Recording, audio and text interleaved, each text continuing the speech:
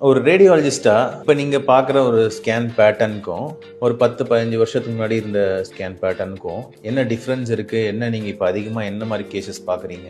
பார்த்தீங்கன்னா ஒரு 10 வருஷம் 20 வருஷம் நம்ம அந்த மாதிரி எடுத்துக்கும் போது இன்னைக்கு ரேடியாலஜி துறை மிகப்பெரிய வளர்ச்சி ஏற்பட்டிருக்கு. ஒரு 20 வருஷம் முன்னாடி போனீங்கன்னா எக்ஸ்ரேஸ் மட்டும்தான் இருந்திருக்கும். இப்போ நம்மளுக்கு சிடியாக இருக்கட்டும், எம்ஆர்ஐயாக இருக்கட்டும், பெட்டாக இருக்கட்டும், எல்லா விதமான இதுவும் வந்து மக்களுக்கும் விழிப்புணர்வு ரொம்ப அதிகமாக இருக்குது. இப்போ சின்னதாக ஒரு கட்டியோ இருக்குது, இல்லைனா அவங்களுக்கு ஒரு டிஸ்கம்ஃபர்ட் இருக்குது, இல்லைனா உடனே அவங்க பெட் ஸ்கேன் வரைக்கும் போய் எடுக்கிற அளவுக்கு அவங்களுக்கு ரெடியாக இருக்காங்க.